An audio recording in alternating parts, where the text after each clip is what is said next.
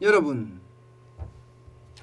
1월 물가 아마 여러분들이 시장을 자주 다니시니까 얼마나 많이 올랐는지 여러분들은 잘 알고 계실 겁니다.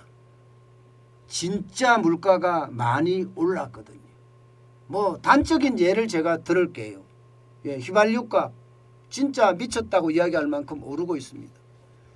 전국 주유소 리터당 휘발유 평균 가격이 1668.46원입니다. 하루 전보다가 0.75원이나 올랐습니다. 이게 2월 2일 가격이거든요. 지금 굉장히 빠르게 오르죠. 이게 여러분 유류세 인하해 줬는데도 지금 이만큼 오르는 거예요. 유류세를 인하해 줬는데도. 이게 평균 가격이잖아요. 평균 가격이니까 서울 같은 경우는 당연히 더 비싸겠죠. 땅값도 더 비싸고 인건비도 더 비싸니까 서울은 훨씬 더 비쌉니다. 서울은 이미 말입니다. 보시는 것처럼 1,700원을 넘어선 곳은 거의 부지기수입니다. 부지기수. 2일로 보면 평균 가격이 서울에 말입니다. 서울에 1,741원입니다. 1,741원. 어떤 곳에 가면 1,800원도 있을 정도예요. 1,800원도. 휘발유 가격이 그야말로 천정부지라고 이야기할 만큼 쭉쭉 올라가고 있습니다. 쭉쭉. 문제는 여러분 이 휘발유 가격이 내려가지 않는다는 거예요. 지금 정부는요. 휘발유 가격 국제유가가 올라가는 거 일시적으로 판단하고 있거든요. 저는 잘못 판단한 거 아닌가 싶어요. 잘못 판단한 거 아닌가. 지금 예상보다가 저는 훨씬 더 유가가 올라가고 그 유가가 쉽게 가라앉지 않을 것 같거든요. 당장 보세요 여러분. 북해산 브렌트유가 90달러까지 올라가잖아요. 이게 결국은 말입니다. 오페크 플러스라고 이야기하는 석유를 생산하는 국가들이 생산량을 더 안 늘리려고 하는 거예요. 생산량을 더 안 늘리면 공급은 줄어든다고 사실상 줄어드는 거죠. 수요가 더 많이 늘어나기 때문에. 공급이 늘어나는 속도보다 수요가 더 많이 늘어나기 때문에 가격이 계속 올라갈 수밖에 없거든요. 게다가 아직까지도 물류 대란의 기운이 많이 남아있기 때문에 이게 계속 올라갈 수밖에 없는 구조입니다.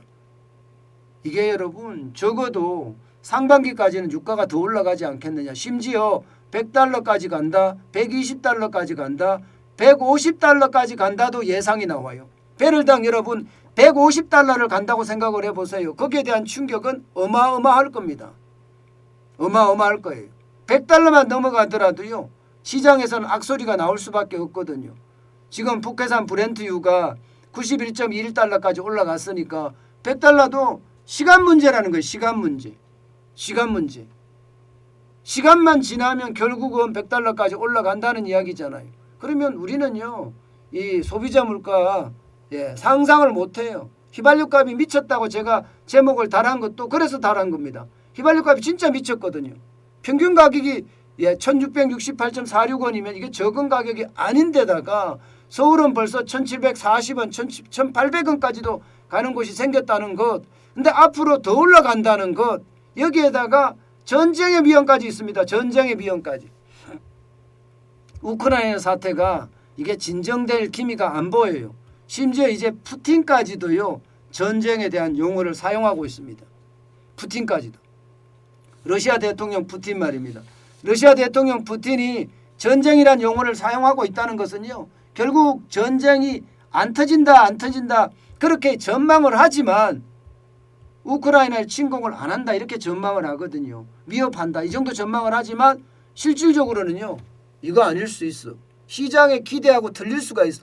시장에 기대하고 완전히 다르게 전쟁이 터질 수도 있다 이렇게 예상하는 사람들도 많거든요. 시장에 만약에 전쟁이 터지면 아마 국제유가는 더 많이 올라갈 겁니다. 지금도 말입니다. 러시아는 이 유럽으로 가는 가스관을 닫아버렸습니다. 그렇기 때문에 유럽에는 지금 천연가스 대란이 일어났다고 이야기할 정도잖아요. 오죽했으면 조 바이든 대통령이 카타르 국왕인가요? 만나서 천연가스 좀 더 많이 생산해라 이렇게까지 이야기할 정도겠습니까? 그만큼 천연가스의 대란은 지금 생각했던 것보다가 심각해진다는 이야기예요. 앞으로 이 상황이 길어지면 길어지는 만큼 국제 유가는 계속해서 올라갈 수밖에 없고요. 전쟁이 터지면 그때는 더 커질 겁니다. 전쟁이 터지면요, 이게 천연가스도 그렇겠지만 이게 유가부터 시작해서 석탄, 유연탄 할 것 없이 다 올라갈 겁니다. 그때 우리가 감당할 수 있는 수치는 예상했던 것보다 훨씬 큽니다. 여러분, 러시아가 우크라이나를 침공하는 시기, 그 시기도 여러분 어떻게 생각하면 우리에게는 굉장히 충격이 될 수가 있습니다. 충격이 될 수가 있습니다. 저는요, 이게 우리 경제에 악재들이 다 모여 있다는 게 지금 상반기예요. 상반기 내를 어떻게 극복할 것인가, 진짜 저는 충격적인 일도 벌어질 수 있다고 생각을 합니다. 그만큼 우리 경제가 백척간두의 위기에 있다, 이런 이야기입니다. 어쨌든 유가는 계속 올라갈 수밖에 없습니다. 이렇게 되면 여러분, 소비자 물가는요 많이 올라갈 수밖에 없어요. 2021년 작년 11월에 3.8%로 굉장히 높았잖아요. 12월에도 3.7%예요. 그래서 정부가 다급하게, 여러분도 알다시피 국제 유류세를 내렸어요. 20%는 내렸어요.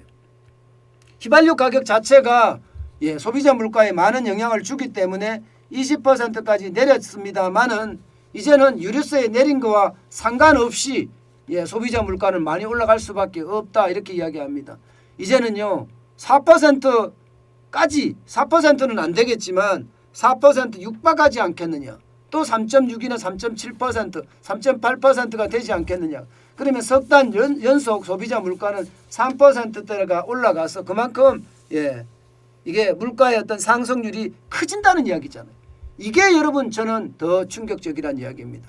결국은 여러분 우리가 예상했던 것보다가 물가는 더 많이 올라간다는 이야기고, 물가가 더 많이 올라가면 올라가는 만큼 우리 경제에 충격의 도는 그만큼 커질 수 있다는 이야기입니다. 우리들의 삶에도 물가가 올라가면요 감당할 수 없을 만큼 저는 될 수 있다고 생각을 해요. 그 정도로 상황이 좋지는 않다. 결국 일월 물가도 폭등하고 소비자 물가, 우리가 생활하는 생활 물가도 결국은 폭등할 수밖에 없는 것 아닌가, 이렇게 예상하고 있습니다.